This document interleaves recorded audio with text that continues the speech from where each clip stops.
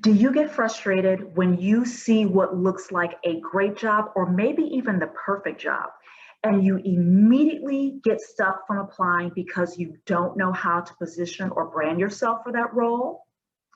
This is a common issue that many job seekers face, and so today I'm going to be sharing 3 tips with you to help you be more prepared for and to feel more confident about positioning or branding yourself for the job that you want.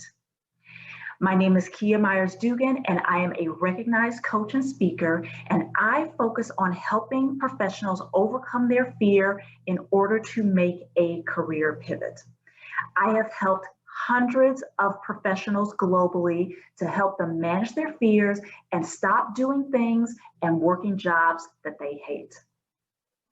So before we even get into the tips, let's explore what it is that keeps people from getting out the gate and branding themselves in the first place. And really what's at the root of that is imposter syndrome. Now, that's a term that gets tossed around a lot, but at its very core, imposter syndrome is that persistent feeling that you're not good enough, that you've gotten to where you are in your career purely by luck, that you don't actually know what you're doing, and you're going to get found out. And the truth is that's probably unsure. I don't know you, but I'm pretty sure that that's not true. But because you've been so busy in doing in your career and overworking and pushing through, you probably haven't stopped to really do an inventory on what it is that you're good at and how you bring value to the role that you're in. So with that, let's explore 3 of those ways that you can do just that. The first is define your zones of brilliance. And that's just what it is. Identify what it is that you are really good at in your role. What are your strengths? What are your skills? What are your accomplishments? What are those things that you just do so naturally and they come to you with ease and everyone comes to you for them, or that's what people rely on you for? These are your zones of brilliance. So take a moment, pull out a piece of paper, pause this video, and write out 3 or 4 of your zones of brilliance, your strengths, those accomplishments, those achievements, or those skills that you are really, really good at and that you're ace in the hole. Okay, the second tip is to compare and contrast. So when you're looking at that job that you want to apply for, but you're wondering, can I do it? I don't know. Am I good enough? First, look at some of the requirements and the skills and the levels of experience that that role is looking for. Then take what you saw in that job description and go back to your zones of brilliance. Go back to the experience that you have. Go back to your gifts, your skills, your accomplishments, and do a side-by-side comparison of where you match up, where you align with that role, so that you can pull out some highlights that you can use in your resume when you update it, in your cover letter, in your outreach on LinkedIn, or in an email, or with someone in your network. Do a side-by-side comparison and contrast what you have versus what you don't have. And number 3, know your reputation.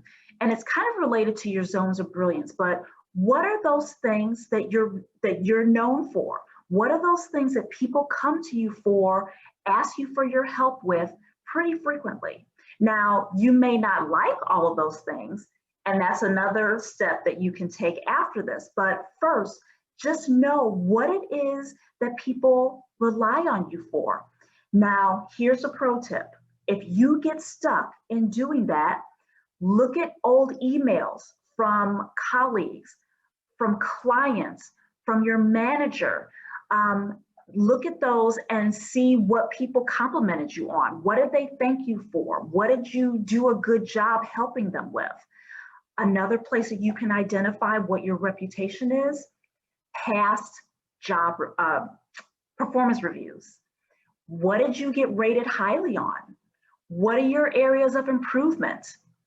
What are usually in your performance reviews, there's a 360 review element. So peers, other colleagues have shared insights and thoughts about you. So that's another great place to look for cues of what your reputation is.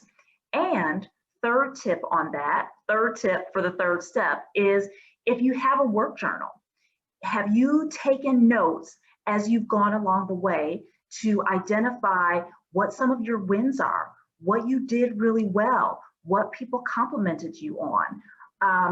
That can be another wonderful source of identifying what your reputation is so that you know what you can highlight and how you can create and craft that story for when you're branding yourself for the job that you want. So let's quickly recap the 3 steps to help you feel more confident and more prepared for branding yourself for the job that you want. Number 1, define your zones of brilliance. Number 2, compare and contrast, that side-by-side comparison. And number 3, know your reputation. So there you have it. That's it. I hope this was helpful for you, and I hope that it is helpful in you making your career goals bigger and more important than your career fears. As an action item, I would love for you to subscribe to this channel. I'm going to be launching new videos each week on Wednesday. Like this. Just hit that little thumbs up button. And then last but not least, share this video with your other job-seeking friends. Like I said, this is a common issue that job seekers encounter. So my feeling is that this is going to be helpful for someone else as well. So that's it. Have a good one. Until the next time.